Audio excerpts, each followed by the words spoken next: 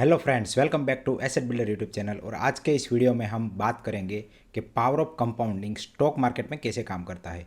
आप सबने देखा होगा कि अगर हम एफडी करवाते हैं तो एफडी में क्या होता है कि जो इंटरेस्ट हमें मिलता है वो री इन्वेस्ट हो जाता है और उसके ऊपर भी हमें इंटरेस्ट मिलता है। तो इस तरह से जब एफडी करवाते हैं उसमें पावर ऑफ कंपाउंडिंग काम करता है। लेकिन जब हम स्टॉक मार्केट की बात करते हैं तो वहाँ पे हम पर्टिकुलर शेयर लेके बैठ जाते हैं और वहाँ पे कोई भी इस तरह से एक्यूमुलेशन या फिर री इन्वेस्टमेंट होता नहीं है। तो फिर वहाँ पे पावर ऑफ कंपाउंडिंग काम कैसे करता है तो उसका हम डिटेल में यहाँ पे डिस्कस करेंगे। तो जब मैं आपको ये सिखाऊंगा तो साथ में आपको कंपनी का एनालिसिस कैसे करना है और कंपनी किस तरह से काम करती है वो भी थोड़ा सा समझ में आएगा। तो एंड तक मेरे साथ इस वीडियो में बने रहे। तो सबसे पहले तो जब हम एफडी करवाते हैं तो उसका एक एग्जाम्पल से समझ लेते हैं कि मान लीजिए कि आपने 100 रुपये का एफडी करवाया है और 7% के रेट से आपको यहाँ पे रिटर्न मिल रहा है। ठीक है, तो आपका जो एनुअल रिटर्न होगा वो 7 रुपये होगा। तो ये 7 रुपये क्या होगा कि बैंक आपके री इन्वेस्टमेंट में डाल देती है और आपका जो टोटल अमाउंट बन जाएगा वो 107 बन जाएगा। तो यहाँ पे जो 7 रुपीज़ है वो आपके रियलाइज हो जाएंगे और यहाँ पे आपको इसके ऊपर टैक्स भी देना पड़ेगा। ठीक है, लेकिन यहाँ पे हम टैक्स काउंट नहीं करते। तो यहाँ पे 107 रुपये हो गए तो उसके ऊपर भी आपको 7% के हिसाब से नेक्स्ट ईयर भी रिटर्न बनेगा। तो यहाँ पे जो रिटर्न बनेगा वो लगभग लगभग 7.49 रुपीज़ बनेगा।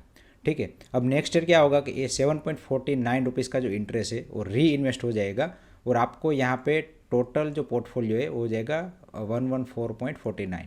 अभी नेक्स्ट ईयर जब आप ये एफडी करते हैं तो नेक्स्ट ईयर एफडी में ये री इन्वेस्ट वाला अमाउंट पे आपको थोड़ा सा ज़्यादा इंटरेस्ट मिलेगा, फॉर एग्जांपल 7.6।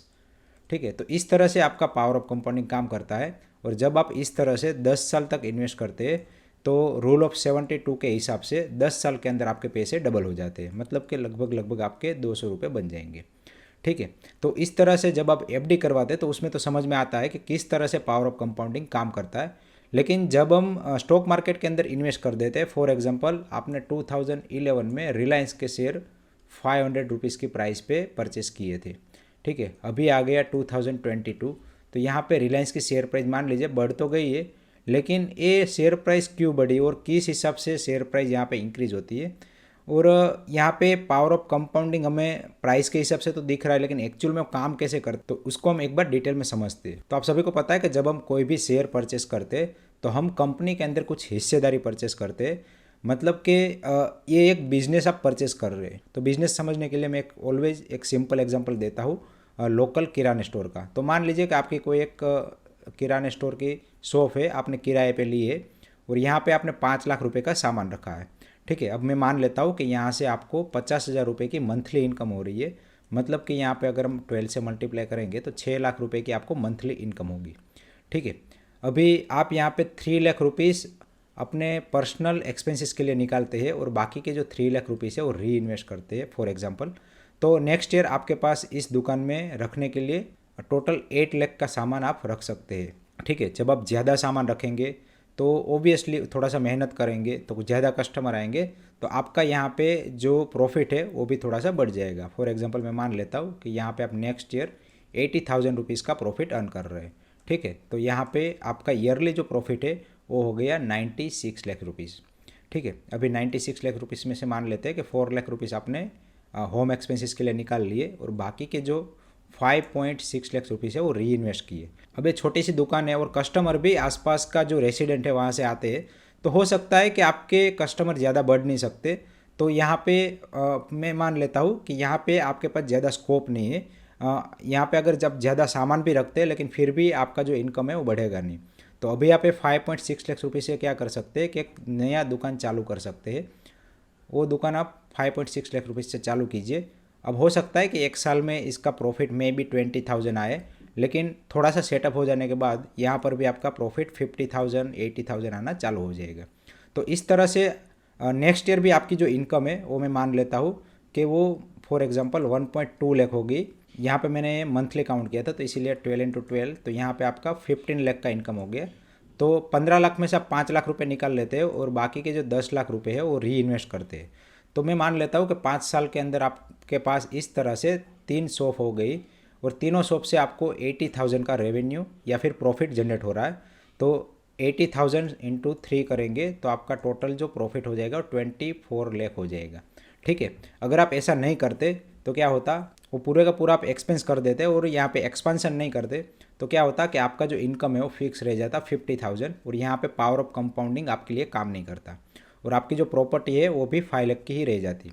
ठीक है, तो उस हिसाब से हम दुकान का वैल्यूएशन अगर निकालते तो यहाँ पे मान लीजिए कि दुकान का वैल्यूएशन सिर्फ और सिर्फ 5 लाख रुपए रह गया। लेकिन जब हम यहाँ पे री इन्वेस्ट करते जाते हैं तो यहाँ पे आपने पहली दुकान में 8 लाख रुपीस इन्वेस्ट कर दिए, दूसरी में 8 लाख इन्वेस्ट कर दिए, तीसरी में भी 8 लाख रुपीस इन्वेस्ट कर दिए। तो इस तरह से यहाँ पे आपका दुकान का जो वैल्यूएशन है वो लगभग 25 लाख बन गया। ठीक है, तो यहाँ पे आप देख सकते हैं कि पावर ऑफ कंपाउंडिंग कैसे काम किया। आपने इन्वेस्टमेंट तो सिर्फ और सिर्फ 5 लाख रुपए का किया था, लेकिन आपका जो टोटल अमाउंट यहाँ पे बन गया है वो 25 लाख का बन गया है। तो सिमिलरली यहाँ पे स्टॉक मार्केट में भी होता है, जब आप किसी भी शेयर के अंदर इन्वेस्ट करते हैं और कंपनी अच्छा करती है और जो मैनेजमेंट है वो अच्छी तरह से बिजनेस को रन करती है और बिजनेस को एक्सपांड करती है, तो वहाँ पे ऑटोमेटिकली पावर ऑफ कंपाउंडिंग आपके साथ काम करने लगेगा और आपने जो इन्वेस्ट किया है उसका जो रिफ्लेक्शन है आपको ऑटोमेटिकली प्राइस में भी दिखेगा। तो ये सारी चीज़ को हम एक आसान एग्जांपल से समझते। रिलायंस इंडस्ट्री का एग्जांपल ले लेते हैं। तो रिलायंस इंडस्ट्री देखिए कि 2011 में कितना प्रॉफिट कमा रही थी, 20,000 का प्रॉफिट कमा रही थी। अभी आप इसका प्रॉफिट देख सकते हैं, लगभग 73,000 का प्रॉफिट है।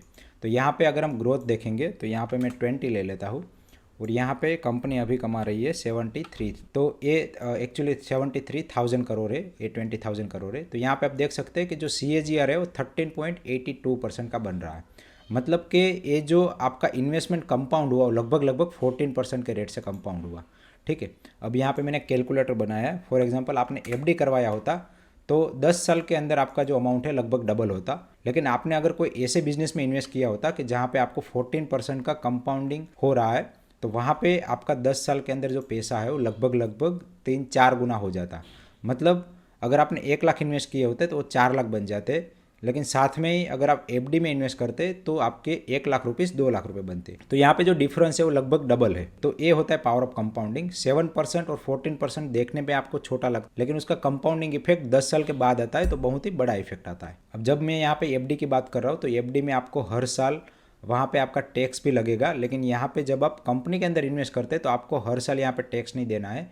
जब आप ये शेयर सेल करेंगे तब भी आपको ओनली 10% टैक्स देना है ऑन एप्रिसिएटेड अमाउंट। अभी सवाल आता है कि कंपनी तो यहाँ पे डिविडेंड डिस्ट्रीब्यूट भी करती है, तो एक बार हम डिविडेंड डिस्ट्रीब्यूशन भी देख लेते। तो यहाँ पे 2011 में रिलायंस इंडस्ट्री ने 20,000 का प्रॉफिट अर्न किया था। लेकिन अगर हम कैश फ्लो में जाके फाइनेंशियल एक्टिविटी में डिविडेंड पेड देखेंगे तो यहाँ पे कंपनी ने ओनली 2500 के आसपास का ही डिविडेंड डिस्ट्रीब्यूट किया था। मतलब कि ये जो 20,000 करोड़ का प्रॉफिट है उसमें से 2500 करोड़ का प्रॉफिट है वो डिस्ट्रीब्यूट कर दिया था।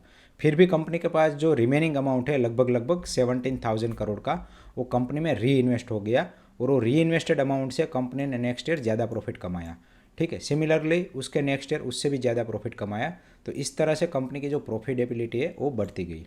और ये चीज़ का रिफ्लेक्शन आप यहाँ पर भी देख सकते हैं कि जो कंपनी का फिक्स एसेट है वो 1.58 लाख करोड़ का था, वो फिर धीरे धीरे ग्रो करता गया। अब यहाँ पे थोड़ा सा आपको डाउन ट्रेंड दिख रहा है, क्योंकि हो सकता है कि कुछ एसेट है उसका डेप्रिसिएशन ज़्यादा हुआ हो। लेकिन यहाँ पे अगर हम एक्सपांड कर लेंगे तो यहाँ पे आपको जो ग्रोस ब्लॉक दिखेगा वो ग्रोस ब्लॉक आपको इस तरह से दिखेगा। अब हो सकता है कि यहाँ पे कंपनी ने अपने कुछ एसेट सोल्ड कर दिए हो, इसीलिए यहाँ पे थोड़ा सा डिक्रीमेंट है। तो इस तरह से कंपनी अपनी एसेट धीरे धीरे बढ़ाती जाती है और वही एसेट से कंपनी ज़्यादा प्रॉफिट अर्न करती है। और इस तरह से ये जो कंपनी है इसके अंदर पावर ऑफ कंपाउंडिंग काम करता है। तो यहाँ से हमें समझ में आता है कि जो बिजनेस है उसमें जो पावर ऑफ कंपाउंडिंग है वो काम तो करता है, लेकिन यहाँ पे कुछ चीज़ें आपको समझना ज़रूरी है कि जैसे यहाँ पे ये जो बिज़नेस है वो एक्सपांड करने में ये जो शॉप ओनर है उसने अपना कुछ दिमाग लगाया होगा। सिमिलरली यहाँ पे किस तरह से डिसीजन लिया, किस तरह से कस्टमर एक्वायर करना, उसके ऊपर भी डिपेंड रहता है कि किस तरह से कंपनी ग्रो करेगी। तो यहाँ पे मैनेजमेंट का एक बहुत ही बड़ा रोल आ जाता है। तो जो कंपनी का विज़न अच्छा हो और मैनेजमेंट की कैपेबिलिटी अच्छी हो वो ऑब्वियसली अपना प्रॉफिट ग्रो करेगी और आपको आपके पैसे कंपाउंड करके दे सकती है। अगर हम इसके ओपोजिट एक एग्जांपल ले ONGC का, आप कंपनी का प्रॉफिट एंड लॉस स्टेटमेंट निकाल के देख सकते हैं कि यहाँ पे कंपनी का जो नेट प्रॉफिट था 22,000 करोड़ था और 10 साल के बाद इसका प्रॉफिट जो 50,000 करोड़ हुआ। ठीक है, तो यहाँ पे 22, 51 और यहाँ पे मैं कर देता हूँ 10 ईयर। ठीक है, तो 10 ईयर में कंपनी का जो ग्रोथ हुआ ओनली 8.77% से हुआ है। अगर हम इसका ट्रेंड देखेंगे तो यहाँ पर भी आप देख सकते हैं कि कंपनी का जो शेयर प्राइस था वो 2011 में लगभग 200 के आसपास था और करंट जो शेयर प्राइस है वो 128 का है। ठीक है, यहाँ पे सारा स्प्लिट एंड बोनस एडजस्ट हो गया है ऑलरेडी। तो यहाँ पे अगर हम शेयर प्राइस के हिसाब से देखेंगे तो 200 और यहाँ पे 120, ठीक है। तो यहाँ पे आप रिटर्न कैलकुलेट करेंगे तो आपको माइनस दिखेगा, लेकिन एक्चुअल में माइनस रिटर्न नहीं है, क्योंकि कंपनी ने यहाँ पे बहुत सारा डिविडेंड भी दिया है। तो अगर हम कंपनी का डिविडेंड कैलकुलेट कर लेंगे तो कंपनी का डिविडेंड लगभग 6-7% का है। तो यहाँ पे आपको जो एब्सोल्यूट रिटर्न मिला वो 2% का मिला। अब ऐसा क्यों हुआ? क्योंकि यहाँ पे आप देख सकते कि जो कंपनी को प्रॉफिट हो रहा था 22,000 करोड़ का, वो कंपनी ने यहाँ पे डिस्ट्रीब्यूट कर दिया डिविडेंड के तौर पे। यहाँ पे 10,000 करोड़ रुपीज़ का डिविडेंड डिस्ट्रीब्यूट कर दिया, मतलब कि लगभग 50% प्रॉफिट है वो डिस्ट्रीब्यूट कर दिया, ठीक है। नेक्स्ट ईयर 7,000, फिर 9,000। तो इस तरह से ये जो डिविडेंड पे आउट रेशियो है वो बहुत ही ज़्यादा है।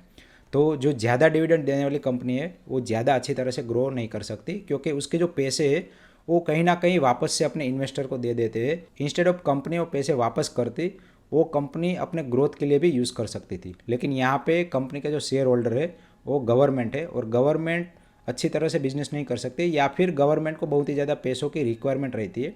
तो इसीलिए वो जनरली जो अपनी ओनरशिप वाली कंपनी है वहाँ से डिविडेंड के तौर पे पैसे लेती रहती है। और साथ में ही गवर्नमेंट कंपनी में एक और मेजर प्रॉब्लम है, आप यहाँ पे प्रॉफिट एंड लॉस में देख सकते हैं कि गवर्नमेंट कंपनी का जो टैक्सेशन है वो बहुत ही ज़्यादा रहता है, जनरली 38%, 40%।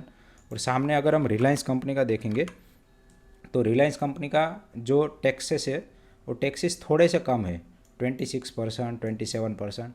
अब ऐसा क्यों? क्योंकि यहाँ पे गवर्नमेंट अपनी पॉलिसी में चेंज करके कहीं ना कहीं जो गवर्नमेंट कंपनी है वहाँ से पैसे अपने दूसरे शेयर होल्डर को ना देते हुए खुद ही वो पैसे टैक्स के जरिए उठा लेती है। अब गवर्नमेंट कंपनी जब डिविडेंड से पैसे तो लेती है, साथ में टैक्स के जरिए विदाउट अपने दूसरे शेयर होल्डर की केयर किए बिना वो पैसे डायरेक्टली अपने लिए भी रख लेती है।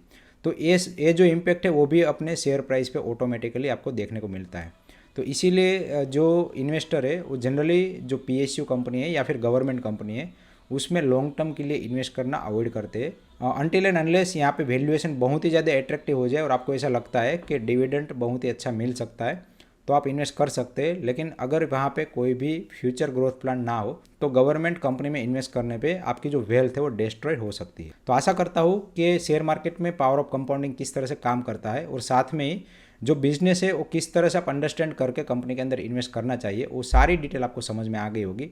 अगर आपको ये वीडियो पसंद आए तो प्लीज़ वीडियो को लाइक करिए और चैनल को सब्सक्राइब करिए। आप ये वीडियो अपने दोस्तों के साथ शेयर भी कर सकते हैं। एंड लास्ट में इस वीडियो को एंड तक देखने के लिए आप सभी का दिल से धन्यवाद।